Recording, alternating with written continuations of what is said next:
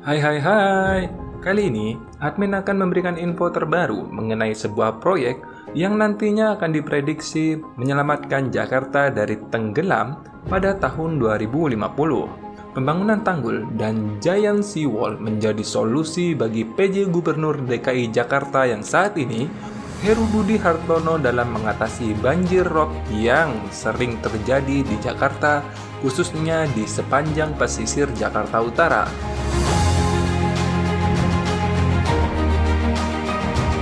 Proyek ini bertujuan untuk mencegah prediksi tenggelamnya Jakarta pada tahun 2050. Namun nih ya, konyolnya saat menjadi Gubernur DKI Jakarta, Anies Baswedan mencabut izin proyek reklamasi 13 pulau di Teluk Jakarta. Menurut Anies, lebih banyak mudarat daripada manfaat jika reklamasi tetap dilanjutkan.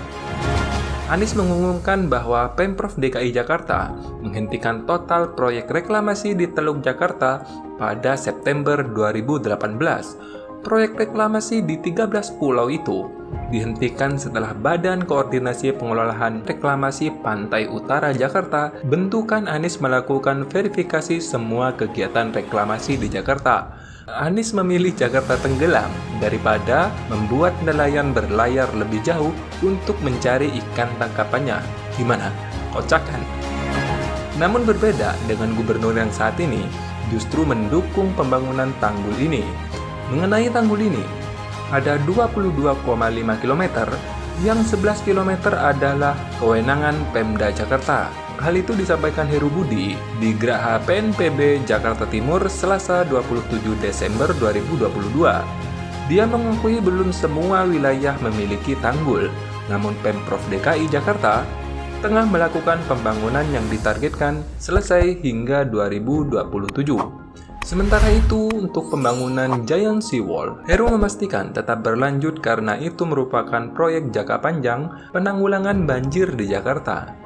Dia mengatakan Giant Seawall dikerjakan oleh Kementerian PUPR dan Pemprov DKI Jakarta. Sebelumnya, Presiden Joko Widodo meminta Heru Budi menuntaskan normalisasi 13 sungai yang ada di Jakarta, menyelesaikan sodetan Ciliwung menuju BKT, dan Giant Seawall, serta pengelolaan pompa-pompa yang ada dengan manajemen yang lebih baik. Banjir di Jakarta itu, siapapun gubernurnya, seharusnya konsisten menyelesaikannya. Presiden Joko Widodo meminta betul agar dituntaskan secara konsisten, baik yang berkaitan dengan waduk maupun bendungan. Dalam keterangan tertulis Jumat 23 Desember 2022, Pemprov DKI Jakarta menargetkan proyek tanggul laut raksasa di pesisir ibu kota atau National Capital Integrated Coastal Development atau NCICD yang menjadi kewajiban rampung pada tahun 2027. Total anggaran yang diperlukan diperkirakan mencapai 1,38 triliun rupiah. Merujuk pada data grafis NCICD yang diterima dari Dinas Sumber Daya Air DKI Jakarta, setidaknya ada 4 lokasi yang menjadi wewenang Pemprov DKI Jakarta. Panjang Trace berdasarkan hasil review perencanaan teknis terinci, Detail Engineering Design atau DID, pengembangan terpadu pesisir ibu kota negara atau PTPIN, Kementerian PUPR pada 2021 kemarin. Keempat lokasi itu berada di Muara Angke sepanjang 3.471 km, Pantai Mutiara sepanjang 1.058 km, Sunda Kelapa sepanjang 2.070 km, dan Kali Blencong sepanjang 1.078 km. Berikut rinciannya. Muara Angke diperkirakan rencana penyelesaian dimulai pada 2023 hingga 2026, estimasi anggaran sekitar 671 miliar. Yang kedua adalah Pantai Mutiara, rencana penyelesaiannya 2025 hingga 2027, estimasi anggarannya diperkirakan 171 miliar. Sunda Kelapa, rencana penyelesaiannya 2023 hingga 2025, estimasi penganggarannya sekitar 472 miliar rupiah. Kali Blencong, rencana penyelesaiannya sekitar 2023 hingga 2024. Estimasi anggarannya sekitar 71 miliar. Jadi, total anggaran yang diperlukan sekitar 1,385 triliun rupiah.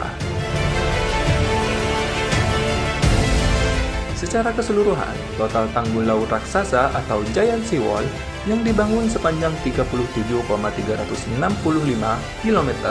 Sejauh ini total tanggul yang sudah terbangun adalah 17.093 km. Sedangkan yang belum terbangun sepanjang 20.263 km dengan rinci 9.151 km menjadi tugas Kementerian PUPR dan 11.112 km tugas Pemprov DKI Jakarta. Data itu juga menjabarkan kebutuhan relokasi untuk NCICD, rinciannya adalah untuk area pemukiman warga bantaran Kali Adem dan Pantai Muara Encke sebesar 4,4 hektar. Sedangkan untuk area parkir kapal pelayan sebesar 8,7 hektar terdiri dari Kali Adem sepanjang 2,6 hektar, Pantai Utara 2,2 hektar, dan Pantai Timur 3,9 hektar. Dan saat ini proses pengerjaan masih NCICD fase A, jadi masih di pesisir di pantai saja bro. Lantas, apa bedanya Giant Seawall dengan NCICD? Kabit Pengendalian ROB dan Pengembangan Pesisir Pantai Dinas Sumber Daya Air atau SDA, DKI Jakarta Ciko menjelaskan NCICD merupakan pembangunan tanggul raksasa di bagian utara Teluk Jakarta yang bertujuan proyek ini agar melindungi Jakarta dari bencana banjir. Sejumlah infrastruktur pun akan dibangun dalam NCICD, salah satunya laguna untuk tempat penampungan air.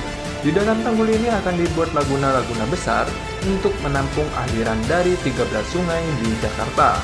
Hal itu diungkapkan pada 28 Desember 2022. Secara keseluruhan, pembangunan NCICD terbagi dalam 3 fase, yaitu fase A, B, dan C. Fase A terdiri pembangunan tanggul atau tembok di tepi pantai yang kini sedang dikerjakan oleh Pemprov DKI Jakarta bersama Kementerian PUPR. NCICD Giant Seawall atau Wall NCICD mencakup 3 fase pembangunan. Tembok yang menjadi tanggul di pesisir utara Jakarta hanya fase A pembangunan NCICD. Sedangkan untuk Giant Seawall merupakan pembangunan NCICD fase B dan C.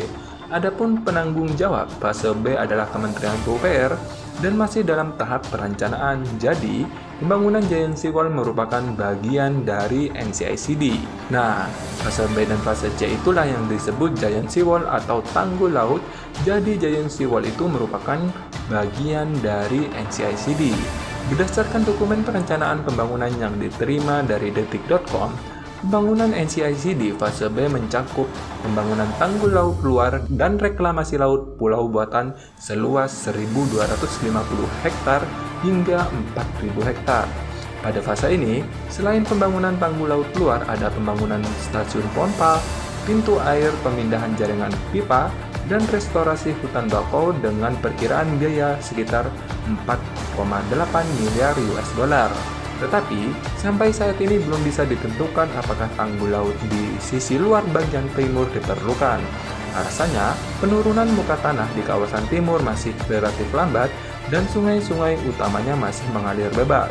Konsep tanggul laut Garuda raksasa ini di perairan Teluk Jakarta dianggap sebagai opsi terbaik untuk mencegah Jakarta Utara tenggelam pada 2050 bro. Konsep ini banyak punya manfaat seperti adanya tanggul dan waduk raksasa di Teluk Jakarta. Proyek ini sempat groundbreaking pada 9 Oktober 2014 ya, namun tahu sendirilah. Pemprov DKI Jakarta menargetkan proyek tanggul laut raksasa di pesisir ibu kota atau NCICD fase A yang menjadi kewajiban rampung pada 2027. Semoga proyek ini lancar ya bro ya, yang nantinya bisa menyelamatkan Jakarta, tentunya untuk warga Jakarta bro. Nggak mungkin lah warga Kalimantan atau warga Surabaya yang menikmati, tetap warga Jakarta bro. Semoga informasi ini bermanfaat. Terima kasih sudah menonton dan sampai jumpa.